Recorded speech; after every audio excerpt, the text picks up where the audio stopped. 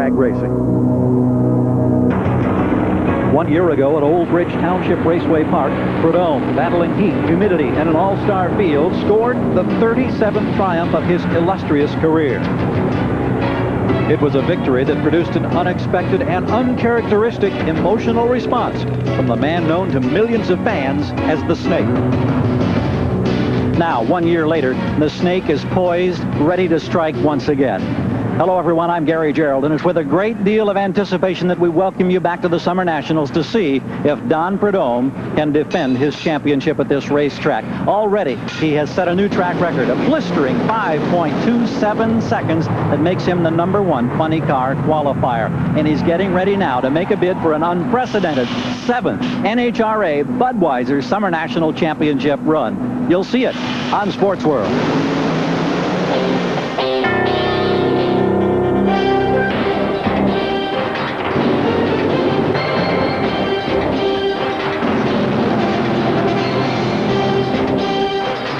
The following NBC Sports program is pre-recorded.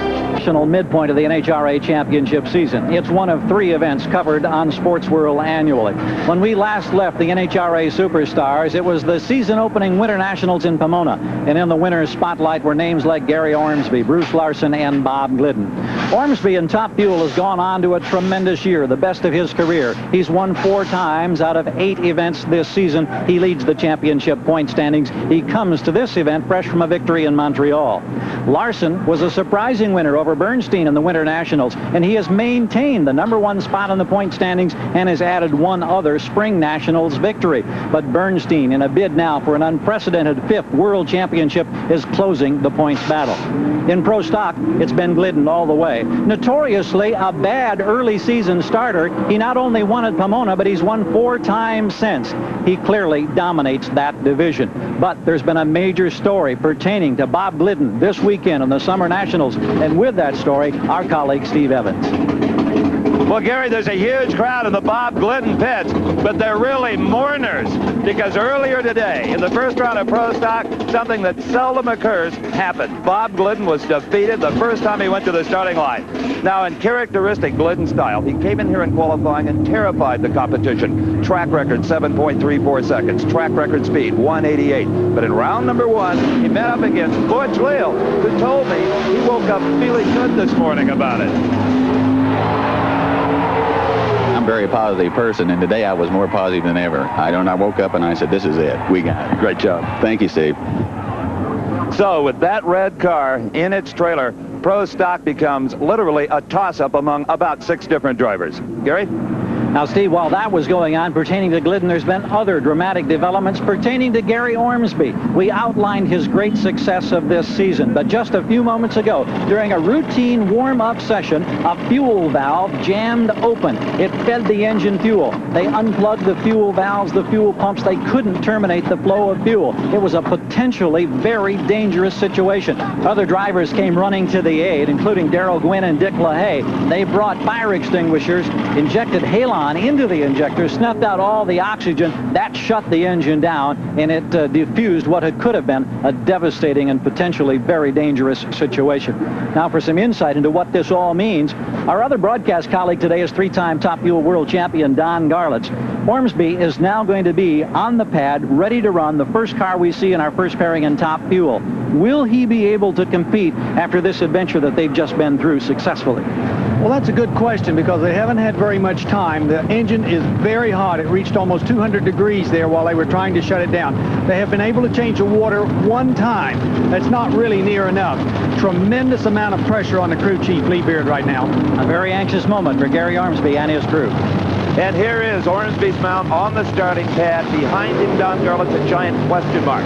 There was no time to take that engine apart, and it was making sounds, well, unlike any I've ever heard from a motor. Well, Steve, this engine could have hurt itself internally very seriously, and the crew would not know it till after this burnout. For an engine that was literally trying to destroy itself just moments ago, it sounds pretty good. For Gary Ormsby and the crew, well, Dane Fortune may be on their race team today, Gary Gerald.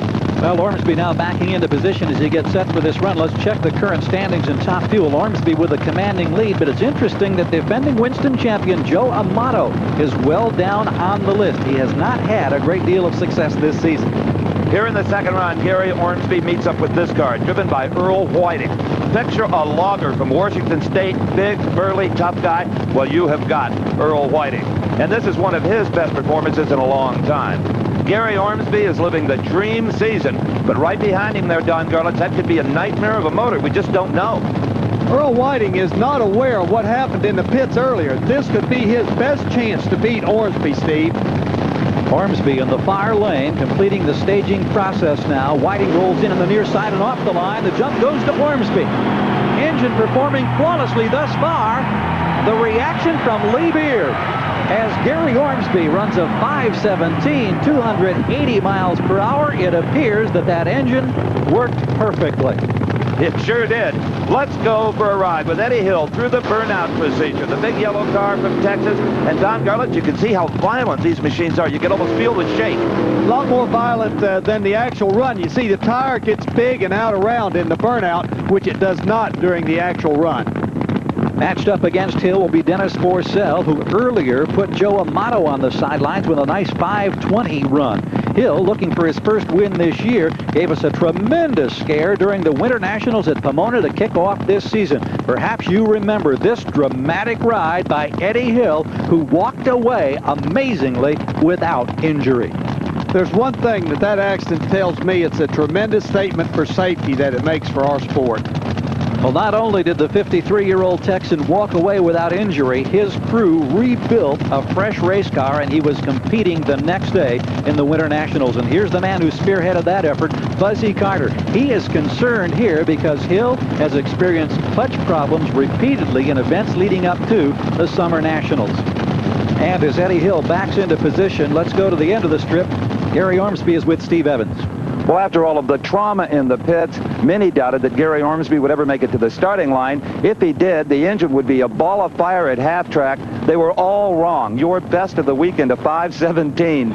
Well, we had a little bit of a fiasco back there, Steve, in the pits, and we had to come to the starting line with a lot of heat in the engine, and I probably did the shortest burnout I ever done in my career and backed her up real fast. Kept it on the high side, cooling it down as much as I could, because we knew we'd have a problem with that heat, and it worked out for us. Are you surprised? I was surprised after all that heat. It's going to dogfight all day, though, all weekend. And here comes the man that made it all happen. Crew Chief Lee Beard, what a job he has done with or without a computer. Patience prevails, you know what? Well, through the entire qualifying process, their computer had burned out. They were without the services of one, but things are certainly looking up now for Ormsby as we go back briefly on board with Eddie Hill, ready now for a second-round top fuel run against Dennis Forssell. Watch Eddie Hill's left hand. He enriches the fuel moments before the start to give that engine that extra burst to leave the line. And leave the line it does. And what a race it was. Both men run 5:18. Hill gets the victory, but it's a come-from-behind effort to eliminate Dennis Forssell. Eddie Hill at 283 miles per hour. Dennis Forssell takes a slight starting line advantage, and it looks as though he might hold on to it as the cars travel down course side by side. What a drag race. But as the cars reach the top end of the race course, the superior power of the Fuzzy Carter motor began to pay off for Hill as he pulls into a very slight lead. Well, you won't find him much closer than that as we go back on board for one more look. And watch off the left-hand side. You see Forssell. He had that much of an advantage. And here comes Eddie Hill to get the win. Now, let's check in with Steve Evans once again. He's with the victorious Hill. Well, what a dandy of a drag race. A 5:18 for you, a 5:18 for Dennis. We did win, didn't we? Yes, you did. All right. Hi, Mom. Boy, it's good to be back. Boy, it's been so long since I've talked to you, I forgot what you look like. Well, I'm still here waiting for you. Great job. Oh, man, that felt good. Man, it's so nice to have 2 or 3 runs together where the car works. It's terrific. I love it. Can you win this thing? Looks like it's possible if we do it right and have good luck, huh? Okay. You know, Gary, I just noticed something. I don't know if the scoop improves performance, but it offers a little shade in the staging lanes. Well, there's one very happy Texan right now as he looks ahead to a semifinal round, and we watch Kim LaHaye, crew chief for her dad, Dick LaHaye, who's in a tremendous amount of discomfort because of a bad back and a broken rib. He has re-injured the rib that initially was broken last October, and it's amazing that he can sit in the cockpit of that highly vibrating machine right now with that pain. Dick LaHaye, the 1987 Top Fuel champion, should look over in the other lane and see this man, Texan Frank Cook. But Frank is still back in the pit area, and it's there he will remain. His crew, not used to working together under this kind of pressure, just ran out of time preparing that Top Fuel dragster. So Dick LaHaye has a bye run here in the second round. Now, he could just idle that car down the racetrack, but I doubt that we'll see that. Dick LaHaye wants to prove his combination, and he wants lane choice. To get that, he has to run quicker than the driver he faces in the upcoming round. Kip LaHaye liked that number, Gary. Indeed, she did. A 5:19 at 275 miles per hour for LaHaye. More Top Fuel competition from the Budweiser Summer Nationals coming up.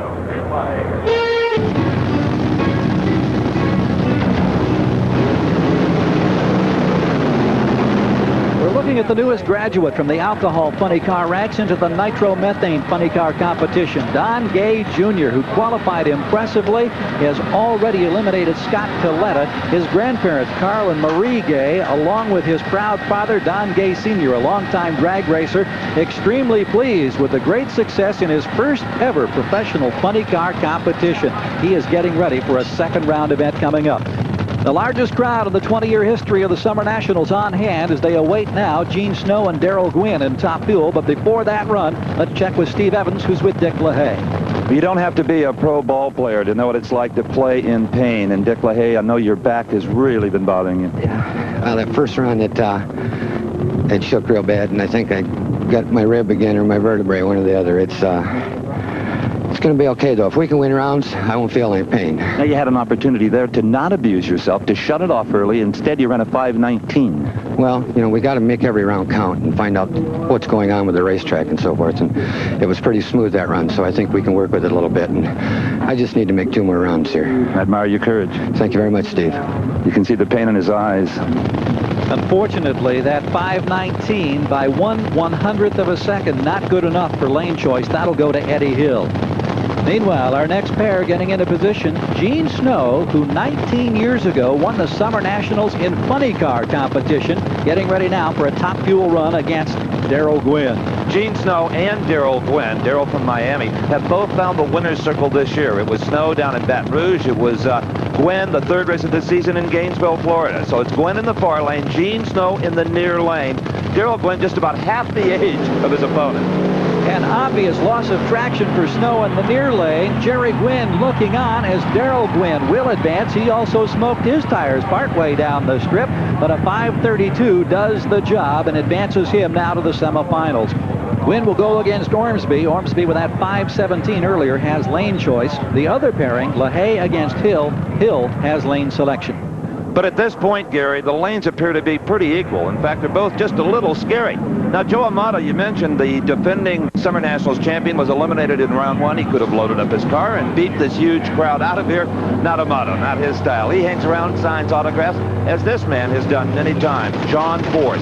The body's still up on his Oldsmobile funny car. The engine now lit. It'll be latched down. The same procedure happening over in the far lane with his opponent, Kenny Bernstein. And veterans like Bernstein and Force know that any time those bodies do come down, that engine is running, that, well, virtually anything can happen. Earlier this season, Baton Rouge, Louisiana, watched the car in the near lane. R.C. Sherman, he had lost traction, tried to correct. At this point, the body shifts enough to hold the throttle wide open as he powers across the racetrack, almost head-on into the wall. And despite the devastation of a horrifying crash, R.C. Sherman was able to get away without serious injury and, in fact, was competing in the next event. Here at the Summer Nationals, he lost in the first round to Bruce Larson. You watch video like the crash of Eddie Hill and the crash of R.C. Sherman, and you can't help but wonder, how do these drivers beat these odds? How do we survive a life-threatening situation like that? Well, the NHRA has many rules to cause these cars to be safe, starting off with this massive roll cage assembly to keep the driver from getting injured if the car goes upside down. To keep the driver inside of the car, we have these heavy-duty seat belts to restrain him. As we move forward in the car, we see where the driver's feet are located on the pedals. Well, we have a device here on the drive shaft to keep it from coming loose and hitting his feet. We have a ballistic blanket on the reverser in case it should explode.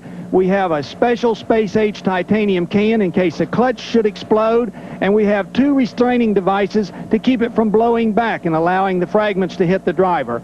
On the supercharger, we have a ballistic blanket, and it's tied to the engine through these heavy-duty straps. This will retain the shrapnel and the parts to keep them from coming back and hitting the driver. On the header pipes, we have a special exterior tube that keeps the glowing pipe from being exposed to nitromethane and oil. If the engine should have some sort of an internal problem and oil and nitromethane wants to exit the engine, we have these tubes to send it down into the frame rails and back to the catch tank at the rear. Now, if all of this fails and there is still a fire in the car, the driver has at his fingertips 22 pounds of halon. It's a very good fire retardant. He can push the button, the fire retardant is released, the fire goes out, it gives the driver time to stop and get out of the car. Well, now that we've explained to you how safe these cars are, who would like to take a ride? I don't think you'll find any takers in this broadcast booth. By the way, Big, did you ever drive a funny car? Never did and never will, Gary. A little too much fire for me. On the line now, funny car competition. John Force, who has not had much success this season, going against the man who is back on track, fresh from a victory at Montreal. Kenny Bernstein beat Art Hindy in the first round. And it's always special whenever these 2 cars get together. We've heard John Force on Sports World say before, quite honestly, I love to beat Bernstein in that big red car. Will he get a shot at him here? Well, if he will, he's going to have to step on it quickly. Bernstein has the win with a 536, 272 miles per hour against Force's 554. John Force's performance has been off today. He's lucky to have gotten this far. We take a look back in the staging area now at Tom Hoover getting started, and the body work comes down. He's got a major challenge at hand as he'll be going against Don Prudhomme. Prudhomme, who earlier today, in his first round win against Tony McCallum, recorded the 300th round victory of his illustrious NHRA career. Amazing 300 side-by-side wins. And remember, that's only counting back to the early 70s. Prudhomme has been racing over 30 years. And one of his main adversaries, Kenny Bernstein, is with Steve Evans. This car is doing some weird things with the front end. Yeah, it's carrying it awful hard, and every time the clutch locks up another stage, Steve, it yanks the front end up, but it's doing a little more than just yanking it up. It's kind of like a porpoise. It's kind of hunting its way to go out there, and it's just giving me just enough traction up there in front to keep it going straight. If it goes crooked, we're in trouble. Do you have to give it its head? Well, you try for a little while, but then sooner or later, you got to bring it back under its reins, or it will just keep going the direction it's pointed, which usually isn't right. Great job. Thank you. I don't want to drive it. I'm remembering that invitation from Don Garlitz a bit earlier. We're watching the snake, Don Prudhomme, backing into position. What a tremendous record this man has had in the Summer Nationals. He is bidding today for an unprecedented 7th Summer Nationals victory. His opponent in this round will be Tom Hoover out of Minnesota. Hoover qualified in the number 5 spot in his '89 Pontiac Trans Am. He's in the near lane. Prudhomme on the far side as they stage and get ready to launch. Tremendous acceleration from these machines, about 4 Gs right here off the starting line. And getting sideways in the near lane is Hoover. Prudhomme advances. Crew Chief Mike Klober looking on in satisfaction of 541, 256 miles per hour for Don Prudhomme. For Tom Hoover, however, his day is now over, and we watch Don Gay Jr. pulling into the staging lanes for his upcoming run. More from the Budweiser Summer Nationals in a moment.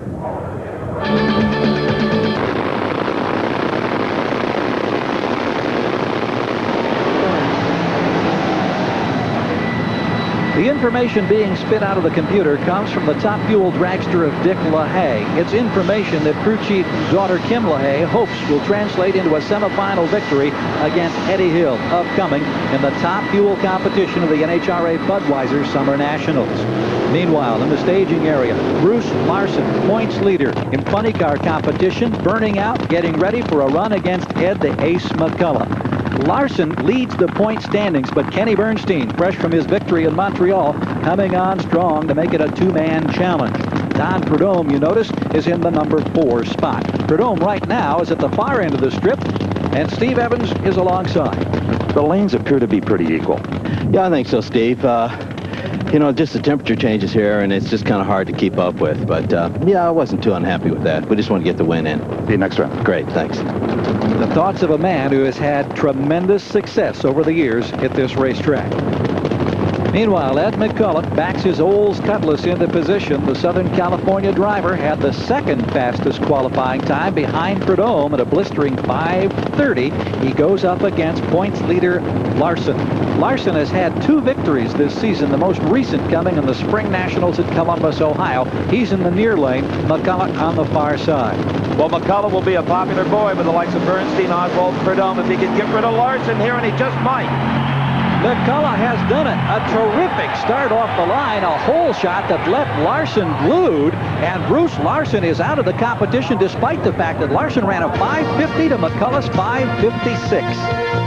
Well, McCullough makes a perfect picture book start, and Larson was asleep. What else can you say? Tremendous difference at the starting line. Even though Larson's car was quicker, it was not able to make up the difference. So a big surprise as we watch Mark Oswald now get ready to go through the burnout process. Another former funny car champion heating those tires, trying to get them just as sticky as can be to utilize all the traction he can muster for this round against Don Gay Jr. Gay, who is coming out of the alcohol funny car competition in his first ever professional event, has been very much the talk of the competition. But look at this. Oswald, with a problem, is not backing up after the burnout. And for some mysterious and unexplained reason, he is out of the competition. Another stunning surprise. Steve? Well, you're looking at the right foot of Ed the Ace McCullough, and that is what won that drag race. A 4.3 light with a funny car, incredible. Well, you got to get lucky every now and then, Steve. You know, I mean, Larson, he's been running awful consistent. We're scared to death of this racetrack. We'd back the thing up. I said, I got to do everything I can do, and I cut a good light. Have at it. Thanks, Steve. Well, cut a good light is an understatement as we watch Leonard Hughes, the crew chief for Mark Oswald, walking back toward the pit area. Oswald on the sidelines in a surprising development that means that this young man, Don Gay Jr., who beat Scott Toletta in the first round, now has the luxury of a bye run. Well, the big question is, Gary, will he take it easy and save the parts, or will he stand on it? That question about to be answered, and Don Gay Jr. is firmly standing on it. A 5:52, 264 miles per hour, puts him now into the semifinals against Ed McCullough, and Gay gets lane choice with that 5:52 to McCullough's 5:56. Prudhomme and Bernstein will square off in the other semifinal pairing, Bernstein with lane choice. Here's Steve. Mark Oswald has been inspecting inside the funny car, guys, and apparently, Mark, the clutch pedal broke. Well, it didn't break, but it stuck over center. It appears it wouldn't disengage. There's no way of stopping the car. It just locks the clutch up to the motor. You just have to keep going. So your only recourse was to get it down and out of the way? Just get out of his way so he can make a run, you know. Sorry to see that. Thank you. Well, the disappointment of that moment clearly etched on the face of Mark Oswald. We're inside the car of Bruce Allen. Pro stock competition coming up, and he is a man who has been on a mission lately. He won at the last event in Montreal. Bob Glidden, we mentioned earlier, dominating the category, and this the 9th of 19 NHRA events across the continent. But Allen with a terrific opportunity to eat into that point lead today after Glidden was upset in the first round.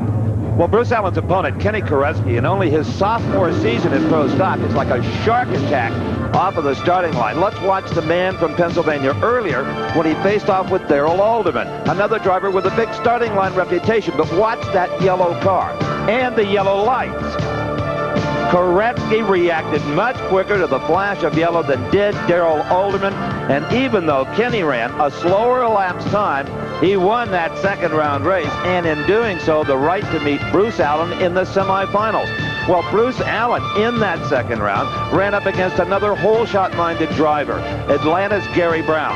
Watch the Oldsmobile in the far lane. Here's what happens when the driver tries to anticipate the tree and doesn't get away with it like Kenny Koretsky did. You see it bypass green, it went to red. That is automatic disqualification. You just can't cheat those infrared beams on the starting line. So that sets the stage now for this semifinal showdown between Allen in the near lane and Koretsky on the far side.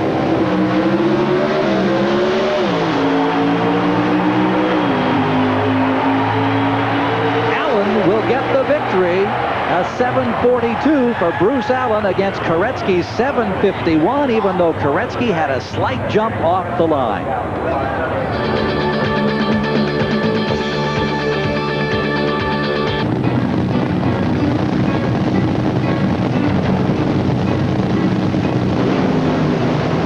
Don Gay Jr., this has got to be a dream come true for a 20-year-old. It sure is. Oh, it really is. Your crew is leaving without you, by the way. They can get back, get it ready. I'll tell you. I got to give them all the credit. You know, they're making it go. We're getting our part of luck, too. And I'm racing the guys I always admired all my life, and we're getting past them, and I can't believe it. Those first few runs, all that horsepower, a little scary?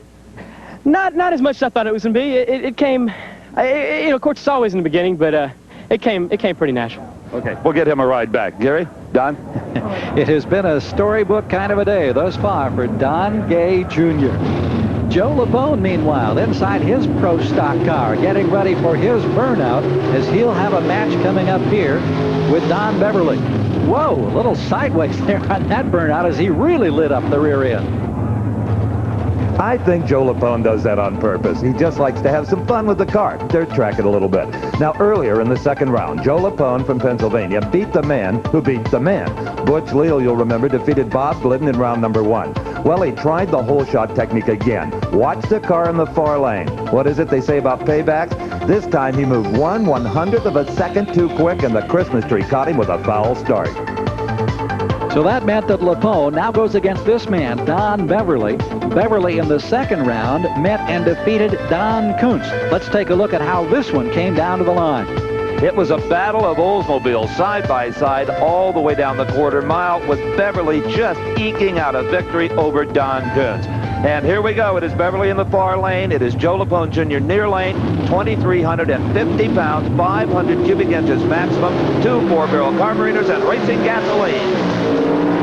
And while it looked like Lapone may have moved first, it's clearly Beverly with a decisive victory, 7:46 to advance to the finals. It marks the first time in the 1989 NHRA championship season that Don Beverly has made a final round. His opponent will be Bruce Allen, and remember, Allen with a tremendous opportunity today to close that points gap on front-running Bob Glidden, who was sidelined in the first round. A lot of attention in the pit area for Kenny Bernstein. It used to be the fans just brought the little 35mm cameras. Now they got video cameras almost as big as ours. Bernstein's expert crew just about done with their work, getting ready to meet Don Prudhomme in the semifinals of funny car competition to come. But right now, it is time for the semifinal round in Top Fuel Eliminator, and again, we ride with Eddie Hill. And in the far lane, just opposite Hill's cockpit, Dick LaHaye, the man with the injured back, backing into position, and there's a problem here. Fuzzy Carter concerned about something on Eddie Hill's car. And he doesn't know what it is. He's shaking his head. I don't know whether he's going to tell Hill to shut off what he's showing him, some kind of a part, and I guess it's going to be all right. I don't see Hill shutting off the engine. He's going to race. For a lot of men, this would disturb their concentration greatly. Not Eddie Hill. Not when you've driven at high speed as much as he has, not only on asphalt, but on water as well in the drag boat days. Now, Dick LaHaye did everything very gingerly. Did not make any jerky moves with that car. That tells you he's in pain even on the starting line. Eddie Hill is away, but he loses traction. Dick LaHaye will go to the final round at 5:15, 280 miles per hour to a losing 5:55. Let's go to Gary with Fuzzy Carter. We saw you scrambling around earlier. Were you concerned or upset about something? Yeah, I was. Like I say, we've been fighting this clutch steel for the last couple of races, and this arm fell off of it. It activates the third and fourth stage, and I seen it fall down on the ground, and I thought, well, LaHaye might smoke the tires, and we got to go for it, and all the clutch come in at one time on the deal, and it just blew the tires off of it. So I just gambled and went ahead and run it. Don, if Eddie Hill recognized that piece when Fuzzy showed it to him, he knew what was going to happen. Oh, he recognized it because that part is what holds that clutch from coming in through the use of an air cylinder. So Hill no longer had a 3-stage clutch. He had a 1-stage clutch that came in immediately when the car left the starting line. And the beneficiary of Hill's problems is now with Steve. Well, there's no better painkiller for Dick LaHaye. I'm not even sure this worked, but another round win, a final round berth, and a 5:16. Can you make it? We can make it, believe me. If they have to put me in the car, we'll make it. Now, does the pain affect you at all in the cockpit driving? Once the Kim straps me in there, it isn't too bad, and once the car starts and I can't think about it. But it's when I pull the parachute in the shut-off areas, boy, it just, I mean, it takes my breath away, is what it does. It's amazing. If you've ever had a broken rib, you'll know what it's like. Find some shade. Thank you, Steve. Hard to imagine the discomfort Dick LaHaye is in, but he is in the finals. And he's about to find out who he'll run in the finals for the Summer Nationals Championship. As he fights for a deep breath, we go back to the line as Gary Ormsby gets set to go up against Darrell Gwynn. Ormsby with 4 wins this year. Each time he's been in the finals, he's been in a winner. He needs a victory over Gwynn now to get a 5th opportunity of the season. This vehicle of Ormsby's in the 4 lane is just truly amazing. It seldom loses traction. Once in a while, but not often. He gets about 3 times the tire life of anybody else, which means Don Gulletts are not spinning the tire. Well, he's not worried about the cost of the tires. It's traction is the name of the game in this business, and traction he's got. Traction good for both men, and Ormsby, who won the Summer Nationals in '87, will have another opportunity as he advances to the finals with a 5:18, 281-mile-per-hour run. The final pairing, Gary Ormsby against Dick LaHaye, and the injured LaHaye has lane choice. Meanwhile, in the funny car pits, the Snake, Don Prudhomme, warming up his motor. He has a semifinal challenge against another 4-time funny car champion, Kenny Bernstein, upcoming in the NHRA Budweiser Summer Nationals. Our colleague Don Garlits, the 3-time World Top Fuel Champion, getting in a little extracurricular duty earlier this day. A lot of autographs being signed. I'm Gary Gerald, also along with Steve Evans, and we're looking ahead now to the funny car semifinals with this tremendous crowd that's on hand at Old Bridge Township Raceway Park. Southern California veteran Ed the Ace McCullough backing his Olds Cutlass into position. He had a very weak burnout a few moments ago. Very little tire smoke. Got to wonder if that will play any kind of a role in this semifinal funny car matchup against Don Gay Jr. Gay, of course, is having a storybook weekend in the Summer Nationals. Steve now is with Gary Ormsby. Well, Gary, a 5:18 has cost you lane choice, but the way things are going today, I'm not sure much can stop you or discourage you. Well, I don't know about stopping us, Steve, but as far as discouraging us, nothing has discouraged us yet. We've kind of overcame some adversity so far today to end up in this final round, so we'll see what happens. A wry smile on the face of Gary Ormsby, the Top Fuel season points leader, as we watch Ed McCullough get ready in the near lane for this run against Don Gay Jr. Gay has sidelined Scott Coletta and Mark Oswald, but he goes up in smoke this time, and McCullough will advance to the finals. But a look of concern on the face of crew chief Bernie Federley. A 5:64 run for McCullough. Not a strong performance, but it's enough to get him into the finals. And Don Gay's storybook rookie opening weekend in funny car competition is history. Mike Klober, crew chief for Don Prudhomme, getting ready to fire up the power plant for the man who has owned this racetrack over the years, 6 times a Summer Nationals champion. Now, Don Garlits, we just mentioned that McCullough had a relatively weak burnout, very little tire smoke. How important is this function that we watch these drivers go through before every round? I think it's critical to the performance of these cars. They're doing 2 things. They're getting the engine up to the proper temperature, but more important, they're getting the tires up to the proper temperature. And if they don't get that temperature in the tires, they will get wheel spin down course. And as you noticed on McCullough's run, there was a little bit of smoke coming off of the bottom of those tires. He didn't get loose, but he could have. And you saw the performance fall off tremendously from the run before. Now, we saw Prudhomme's burnout. Let's take a look at Kenny Bernstein. A look at that trail of smoke. That would indicate that he has generated a tremendous amount of heat. Both of these cars have made excellent burnouts and should have the tires up to the proper temperature for the run in order to maintain traction. Now, let's go back just a few moments ago and take a look at McCullough. This was his burnout, and notice that there was very little, if any, tire smoke generated. Oh, he got no tire heat whatsoever, and so this was bad for the performance. But nonetheless, he was able to get the victory because Gay lost traction. McCullough is in the finals, and Steve Evans is now alongside the man known as the Ace. Well, Ed McCullough, after that smokeless burnout, Don Gay going up into smoke may be the break you needed. Well, the racetrack is awful hot out there, and you come through the water, and the tire dries up. I knew what it did. The tire dried up.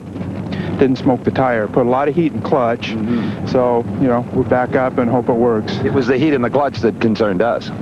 Well, I don't know what it ran, but I mean, it wasn't any... 560s. Yeah, well, it wasn't, you know, it was just a puppy out there. So, you know, when it's your day, it's your day. Indeed. Well, Ed the Ace McCullough may be holding all of the cards. Just a puppy. The man and his car, the 4 aces in the finals. Will it be Bernstein or Prudhomme against McCullough? We're about to find out. 2 of the grand champions of NHRA funny car competition of all time off the line. Problems for Prudhomme, and Kenny Bernstein is on a roll. The consistency again, a 5.40 run at 270 miles per hour. And for Don Prudhomme, the man who's won so many times in the Summer Nationals, this will not be his year. The final pairings, McCullough against Bernstein, and Bernstein with that 540 round will have lane choice.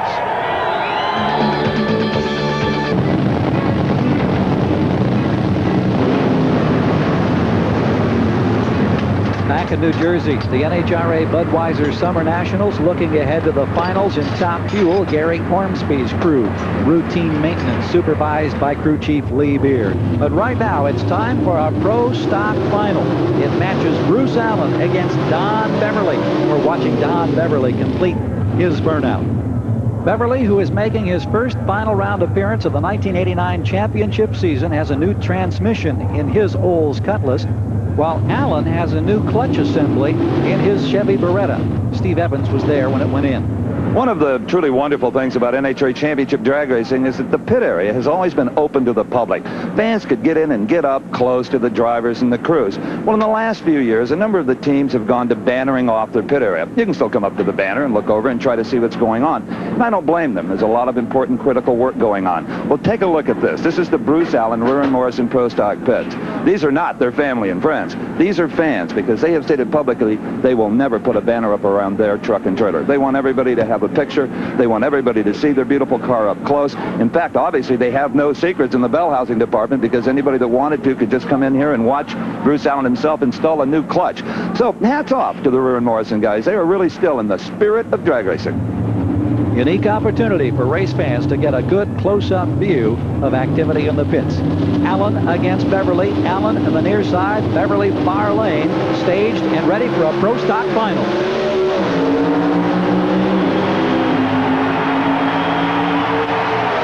For the 3rd time this year, Bruce Allen has a pro stock win. The Cajun Nationals, the Grand Nationals in Montreal, and now the Summer Nationals in New Jersey. Bruce Allen takes a slight starting line advantage, and he needed it because Beverly was hot today, running good. And it was that starting line advantage that put Allen into the winner's circle. And Allen's win has cut Bob Glidden's point lead nearly in half. Well, Bruce Allen has capped one of his finest driving jobs ever with a 744 and nice hole shot to go with it. Great job. It's been a good day. If you wrote a script for today, this is what it would have been. That's right. Get Glidden out early for points reasons. Yeah. Everybody that was even close to us, unfortunately for them, there's a bunch of tough competitors, and it's not just a Bob Glidden show out here. There's a bunch of real tough guys out here. Don Beverly did a great job, got to the finals. Again, great job. Thanks.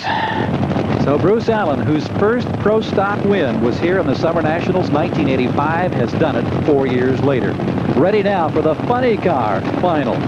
Kenny Bernstein against Ed McCullough. And even though there's over $30,000 to the winner and a lot of prestige winning the Summer Nationals, these drivers are thinking points just like Bruce Allen is. And the points will go to Kenny Bernstein for the final round. Bernstein 541 to Ed McCullough's 550. Gary is with Dale Armstrong. Dale.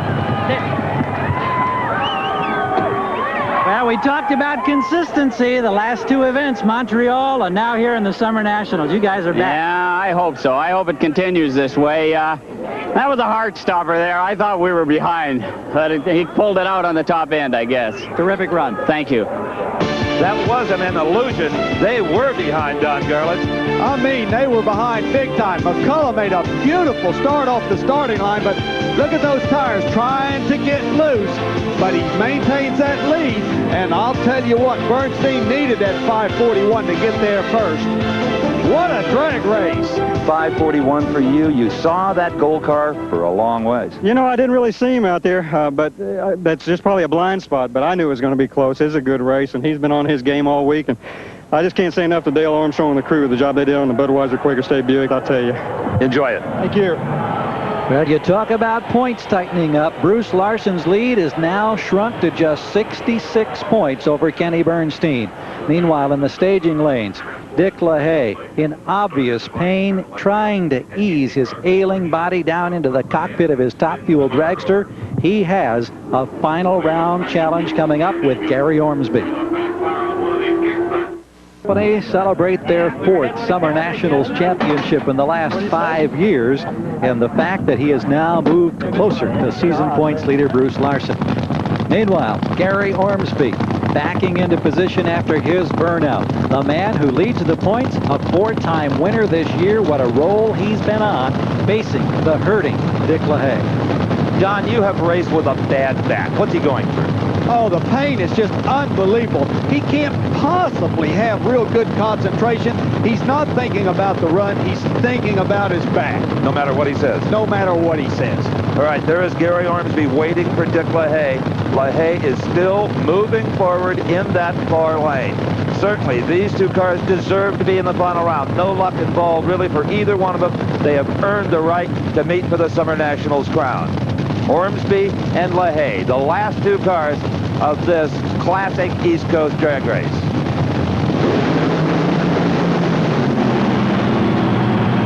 The smile on Kim's face says it all. Dick LaHaye, her father, has won the Summer Nationals with the best elapsed time of the entire day, 5.11, a huge speed at 282. Let's go to Gary on the line. I suppose none of us can appreciate how much your dad was hurting on that run. He was real sore, and it struck real hard first round and hurt his back again, and he was hurting pretty bad, but he came through real well. Congratulations. Thank you. What hard work that young woman poured into this team's success today, and they won even though Ormsby moved first. Yes, you can tell LaHaye gave up the starting line advantage, but it didn't last long. LaHaye's motor has been running to perfection all day long, while Ormsby's car has not performed as it normally does. And LaHaye takes a nice win as you see the tires start to smoke on Ormsby's car. Congratulations, champion. Thank you, Steve. I appreciate it. What 5:11 did it? Is that right? Thank the Lord for that. My God. I just, I'm lost for words. I want to be able to thank everybody. I mean, whether it's the Miller Brewery and Larry Miner and Oldsmobile and my crew, because I want to tell you what, they made the call the last time. Absolutely. 100%. What could you do on that starting line to try to take your mind off the pain and the pain you knew you would endure when the parachute hit? Once the motor starts, you can't think about it. All I can think about is winning the race. And I just thank the Lord that I was able to do it. I mean, it worked out. Indeed it did. You bet. Thank you very much. So the man who got his first career victory 9 years ago in the Summer Nationals at this track will now enjoy a subdued victory celebration. He has narrowed the points lead of Gary Ormsby in Top Fuel, but it's still Ormsby very much in command by 1,348 points. Our congratulations to our Budweiser Summer Nationals champions, Dick LaHaye, Kenny Bernstein, and Bruce Allen. For Don Garlitz and Steve Evans, I'm Gary Jarrow. So long from New Jersey.